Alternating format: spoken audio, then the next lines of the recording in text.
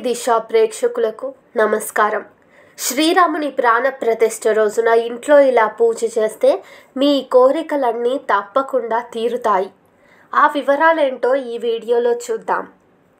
22 జనవరి 2024 చారిత్రాత్మకమైన రోజు కానుంది. ఎన్నో ఏళ్లుగా రామభక్తులంతా ఎదురు చూస్తున్న రోజు దగ్గరకు వచ్చేసింది. వైదిక సాంప్రదాయం ప్రకారం అయోధ్యలోని రామ మందిరంలో రామ్లల్లాకు పట్టాభిషేకం జరగనుంది.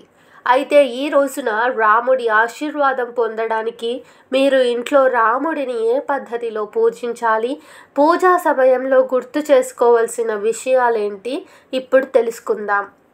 జనవరి 22న రామ్లల్లా ప్రతిష్టాపన రోజున మీ ఇంటి పరిసరాలని పూర్తిగా శుభ్రం చేయండి. ఇప్పుడు ఇంట్లో పూజా గదిలో ఉన్న విగ్రహాలకు అభిషేకం చేసి శుభ్రంగా తుడవాలి. అలాగే దేవుని చిత్రపటాలను శుద్ధి చేయాలి.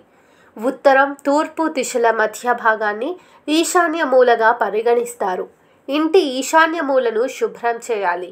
ఇలా చేయడం వల్ల ఇంట్లో పాజిటివ్ ఎనర్జీ వస్తుంది. ఇంటిని శుభ్రం చేసిన తరువాత ఇంట్లోని సభ్యులందరూ స్నానం చేసి నూతన వస్త్రాలను ధరించాలి. ఇప్పుడు పూజా గదిలో ఎర్రటి వస్త్రాన్ని విస్తరించి రామ్ దర్బార్ లేదా శ్రీరాముని విగ్రహం లేదా చిత్రపటాన్ని పెట్టాలి. అలాగే శ్రీరాముని ముందు హనుమంతుడిని కూడా విగ్రహ రూపేణ లేదా చిత్రపటాన్ని పెట్టాలి. ముందుగా రాముడి విగ్రహానికి నీటితో అభిషేకం చేయించి పంచామృతంతో స్నానం చేయించాలి. తరువాత మళ్ళీ నీటితో అభిషేకం చేయించాలి. తరువాత రాముడికి ధూపం, దీపం, పువ్వులు, తిలకం సమర్పించాలి. శ్రీరాముడి నైవేద్యంలో స్వీట్లు, డ్రై ఫ్రూట్లు పెట్టాలి. రామజనం స్తుతితో రాముడిని పూజించడం ప్రారంభించండి. రాముడిని పూజించేటప్పుడు మీరు రామరక్షా స్తోత్రాన్ని కూడా పఠించవచ్చు.